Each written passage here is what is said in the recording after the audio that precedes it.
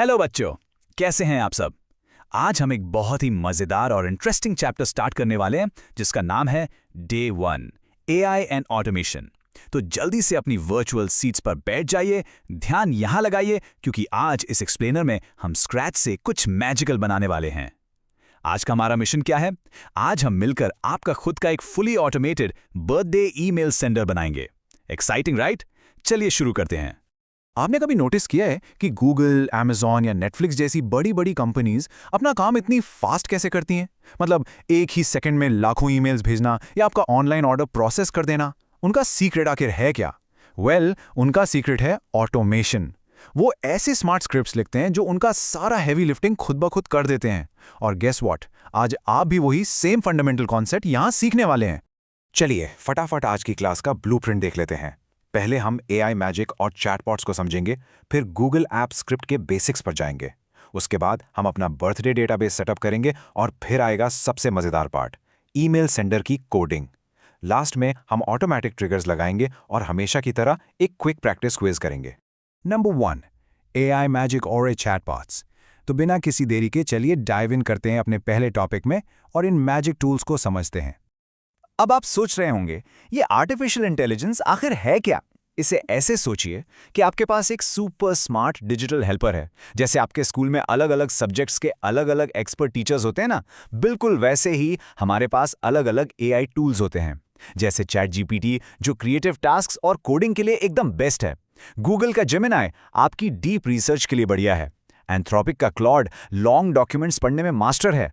और Microsoft Copilot आपके code को लिटरली ऑटो कंप्लीट करने में हेल्प करता है। ये सभी अपने अपने फील्ड के टॉपर्स हैं। लेकिन एक बड़ा सवाल, इन स्मार्ट असिस्टेंट से अपना काम ठीक से कैसे करवाएं?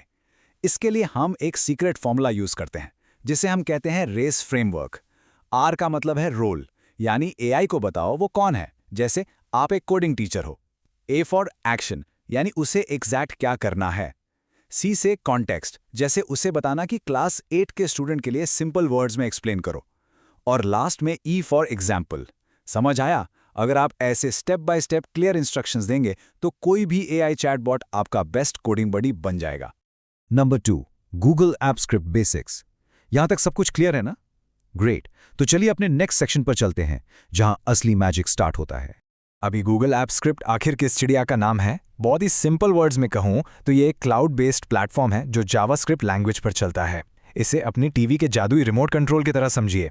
इस रिमोट से आप कोड लिखकर गूगल ऐप्स जैसे जीमेल, शीट्स और डॉक्स को ऑटोमेटिकली काम करने का कमांड दे सकते हैं। आपको मैनुअली कुछ नहीं करना। और इसकी सबसे अच्छी बात पता है क्या है? ये सबके लिए बिल्कुल फ्री है। कोडिंग समझकर घबराना नहीं है। चलिए इन इंपॉर्टेंट कोडिंग वर्ड्स को अपनी डेली लाइफ से कनेक्ट करके देखते हैं। स्क्रिप्ट का बस इतना मतलब है इंस्ट्रक्शंस का एक लंबा सेट। फंक्शन क्या है? ये एक ऐसी स्पेशलाइज्ड मशीन है जिसे आप बार बार यूज कर सकते हैं। और वेरिएबल, ये तो बहुत सिंपल है। वेरिएबल को एक खाली डिब्बा या कंटेनर समझिए जिसमें आप अपना कोई भी इंपॉर्टेंट डेटा स्टोर करते हैं। ट्रिगर आपका एक स्मार्ट अलार्म क्लॉक है जो आपके कोड को जगाता है। API मतलब जब दो प्रोग्राम्स आपस में बातचीत करते हैं। और अरे का मतलब बस एक लॉन्ग लिस्ट है। जैसे आपके टीचर का अटेंडेंस रजिस्टर होता है ना, बिल्कुल वैसे ही। Number 3, birthday database setup. आप सब बहुत अच्छा कर रहे हैं बच्चों। बेसिक टर्म समझने के बाद चलिए देखते हैं कि डेटाबेस कैसे बनता है। तो चलिए इसका एक मस्त एग्जाम्पल देखते हैं। यहाँ स्क्रीन पर हमारा पूरा वर्कफ्लो है। अपने कंप्यूटर को एक बहुत ही मेहनती पोस्टमैन समझिए। पहले ये प्यारा सा पोस्टमैन आपकी गूगल शीट को ध्यान से चेक करता है। फिर हमारी स्क्रिप्ट उससे पूछती है, भाई क्या आज हमारी लिस्ट में किसी का बर्थडे है? अगर आंसर हाँ है तो वो तुरंत एक बहुत ब्यूटीफुल सा HTML ईमेल उन्हें भेज देता है। और लास्ट में वो वापस शीट में आकर उनके नाम के आगे मार्क एज सेंट पर एक टिक लगा देता है ताकि कल गलती से वही ईमेल दोबारा न चला जाए। है ना कितना smart system? Number 4, coding the email sender. Alright, तो अब अपने कोडर हैट्स पहन लीजिए क्योंकि अब हम अपने रोबोट में जान डालने वाले हैं। देखिए, स्क्रीन पर कोड देखकर डरना बिल्कुल नहीं है। ये लॉजिक बहुत ही ज्यादा सिंपल है। बेसिकली ये स्क्रिप्ट सबसे पहले हमारी बर्थडे डेटा नाम की शीट से खुद को कनेक्ट करती है। उसके बाद ये चेक करती है कि आज एग्जैक्टली क्या डेट है और हमारी लिस्ट को लाइन बाय लाइन पढ़ती है। कोड का मेन काम बस ये पूछना है क्या आज का दिन और महीना लिस्ट में किसी की बर्थ डेट से मैच कर रहा है। अगर वो मैच हो जाता है और हमने देखा कि अरे इस साल तो इनको विश किया ही नहीं है। तो बूम, जीमेल ऐप का यूज करके हमारा सिस्टम ईमेल सेंड कर देता है और शीट ऑटोमेटिकली अपडेट हो जाती है। Simple math. अब आप जरूर सोच रहे होंगे कि ये ऑटोमेटिक ईमेल आखिर दिखेगा कैसा।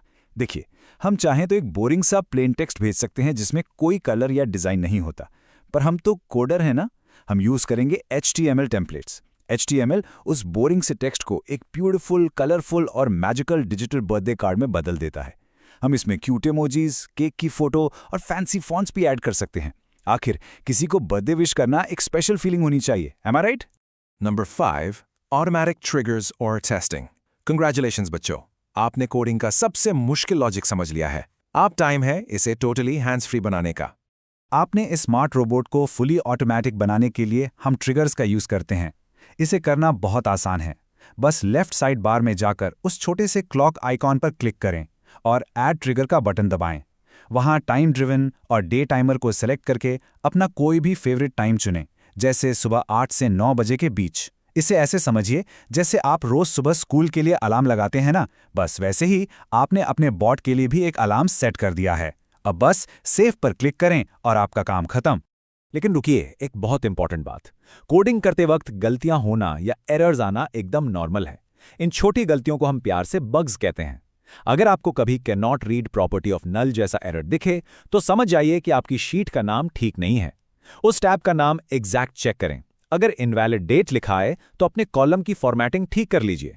और अगर ऑथराइजेशन रिक्वायर्ड का पॉपअप आए तो घबराएं नहीं, बस एडवांस सेटिंग में जाकर परमिशंस को अलाउ कर दें।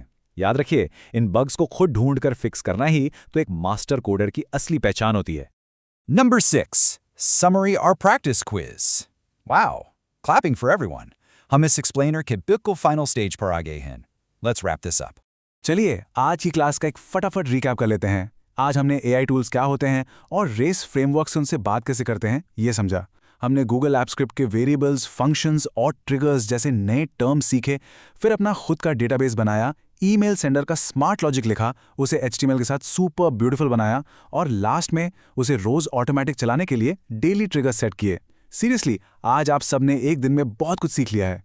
तो अब टाइम आ गया है एक छोटे से फ्रेंडली पॉप क्विज का। देखते हैं किसे कितना याद है। क्वेश्चन 1, स्प्रेडशीट ऐप आखिर क्या काम करता है? क्वेश्चन 2, हम अपने कोड में लूप को हमेशा 1 से क्यों शुरू करते हैं, 0 से क्यों नहीं? और क्वेश्चन 3, एक ट्रिगर आखिर क्या होता है? सोचिए सोचिए। अगर आपके दिमाग में आंसर आ रहा है कि स्प्रेडशीट ऐप शीट से कनेक्ट करता है, लूप 1 से इसलिए स्टार्ट होता है ताकि हम टॉप वाली हेडिंग को स्किप कर सकें, और ट्रिगर एक स्मार्ट अलार्म क्लॉक है, तो आपने आज का टॉपिक बिल्कुल परफेक्ट समझ लिया है। Full marks to you. और इसी के साथ मुझे आप सबको ये virtual day 1 script master batch देते हुए बहुत खुशी हो रही है। कॉन्ग्रेचुलेशंस बच्चों, आपने आज स्क्रैच से अपना पहला ऑटोमेटेड सिस्टम सक्सेसफुली बना लिया है। आज की जबरदस्त क्लास के बाद अब आप सोचें कि आप अपनी डेली लाइफ के और कौन-कौन से बोरिंग टास्क्स को बिल्कुल ऐसे ही ऑटोमेट कर सकते हैं। कोडिंग हमेशा करते रहिए, अपना दिमाग चलाते रहिए और नेक्स्ट टाइम कुछ और नया और अमेजिंग बनाने के लिए बिल्कुल तैयार रहिए। तब तक के लिए बाय बाय और हैप्पी कोडिंग।